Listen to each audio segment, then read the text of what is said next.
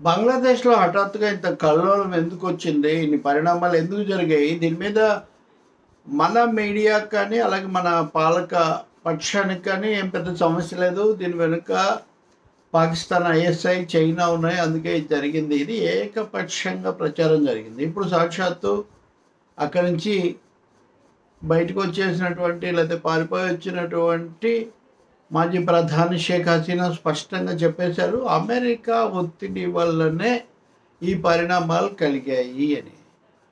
బంగాళాఖాతానికి ఈశాన్యం చివర, అలాగే బంగ్లాదేశ్కు బాగా దక్షిణం కొసన ఉన్నటువంటి సెయింట్ మార్టిన్ ఐలాండ్, ఆ ద్వీపం, దాన్ని అడిగింది అమెరికా.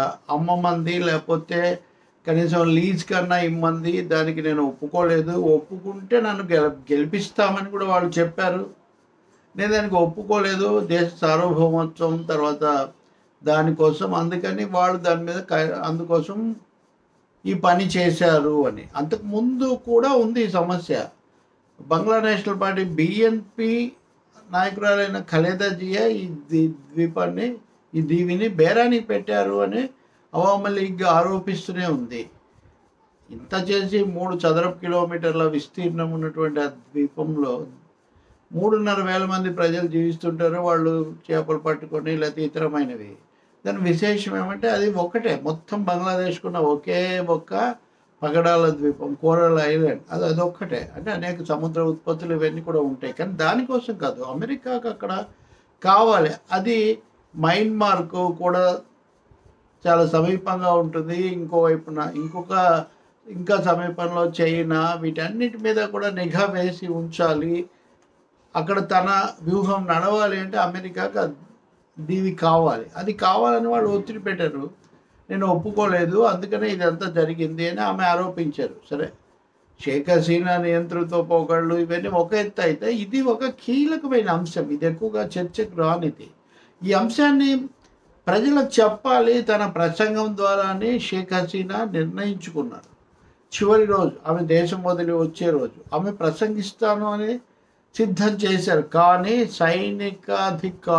సైనిక పాలకులు ఇప్పుడున్న వాళ్ళు ఆమెను అనుమతించలేదు. అందుకు నిరాకరించి, ఇది మీరు ఏం చేసినా కానీ ఇక్కడ చాలా నిరసనలు పెరుగుతాయి, మేము కాల్పులు జరపబోము, మేము ఇంకేం జోక్యం చేసుకోము అని వాళ్ళు చేతులు ఎత్తి సహాయ నిరాకరణ చేశారు.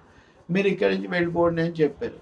సో ఇక్కడ షేక్ హసీనా తప్పులు అవన్నీ ఒక ఎత్తు అయితే, ఈ ఒత్తిడి వల్ల, అలాగే అమెరికా దీవి కోసం, ఆ పగడాల దీవి కోసం పెడుతున్నటువంటి తీవ్రమైనటువంటి వెంటాడుతున్న పరిస్థితుల వల్ల సైన్యం కూడా దానికి ప్రభావానికి లోనై షేక్ హసీనాకు సహాయం నిరాకరించారు. ఇంకా ఆ పరిస్థితుల్లో ఆమె అనివార్యంగా వాళ్ళే ఇచ్చిన హెలికాప్టర్లో, విమానంలో ఢిల్లీకి వచ్చేసారు. ఆ తర్వాత మళ్ళీ వాళ్ళు ఎక్కడికో సురక్షితమైన ప్రాంతానికి వెళ్ళారు అని కూడా చెప్తున్నారు.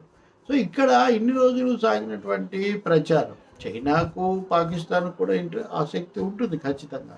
కానీ ఒక్కసారిగా ఈ పరిణామాలు ఇంత తీవ్ర స్థాయికి చేరడం, తర్వాత వచ్చినటువంటి మహమ్మద్ యూనస్, ఈయన పూర్తిగా ప్రపంచ బ్యాంకు అనుకూలమైన వ్యక్తి కావడం, ఇదంతా దీంట్లో ఒక సినేరియో, ఒక స్క్రిప్ట్ మనకు కనిపిస్తుంది.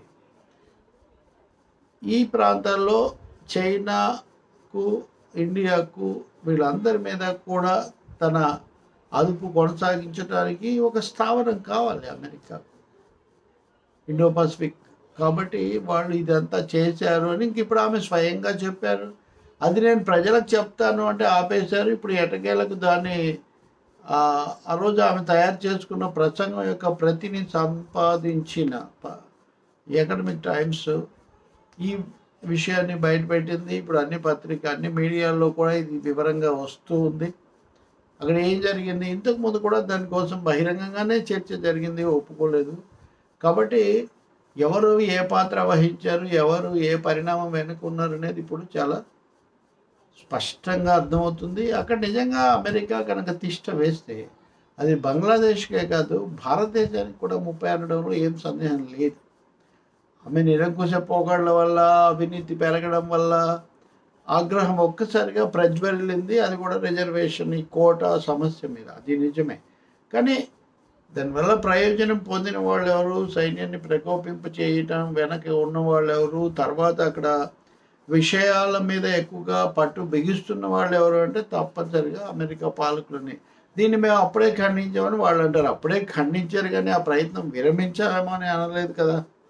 ఇంకొకటి, ఏదో ఒక భాషలో మేము ఆమె చెప్పినట్టు చేయలేదని వాళ్ళు అంటున్నారు, కానీ మాకు దాని మీద ఏమీ ఆసక్తి లేదు, మేము ఎప్పుడు దాన్ని కోరలేదు, మేము తీసుకోవాలనుకోవడం లేదని ఏం చెప్పలేదు అమెరికా ఖండనలో కూడా. కాబట్టి చాలా స్పష్టంగా అనేక మందిలో ఉన్న సందేహం ఏంటో ఈరోజు స్పష్టంగా రుజువైపోయింది. మరి ఇప్పటికైనా మన ప్రభుత్వం, భారత ప్రభుత్వం ఏమైనా మెలకువ ప్రదర్శిస్తుందా లేదా? ఈ ప్రాంతంలో కొత్త సైనిక స్థావరాలు లేకపోతే వాళ్ళు చాలా అధునాతనమైనవి పెడతారు కదా వెంటనే, వాళ్ళ భద్రత. ఒకప్పుడు బంగ్లాదేశ్ విముక్తి సమయంలో కూడా భారత్ను బెదిరించడానికి అమెరికా సప్తమ నౌకాదళాన్ని పంపించింది. అప్పటి సోవియట్ యూనియన్ వాళ్ళు కూడా మేము రంగంలోకి వస్తామని హెచ్చరించడం వల్లనే వాళ్ళు వెనక్కు తగ్గారు. లేకపోతే అప్పుడే పూర్తిగా లోపరుచుకోవడానికి ఒక ప్రయత్నం జరిగింది. ఇప్పుడు ఆ ప్రయత్నం మళ్ళీ ఒకసారి జరుగుతూ ఉంది అన్నది ఈ పరిణామాల్లో ముఖ్యమైన హెచ్చరిక. ఇప్పుడు కొత్తగా ఎప్పుడు ఎన్నికలు ఎలా జరుగుతాయి, ఏం చేస్తారు, మహమ్మద్ యూనస్ ఏం చేస్తారు, ఇవన్నీ మనం చూడాలి.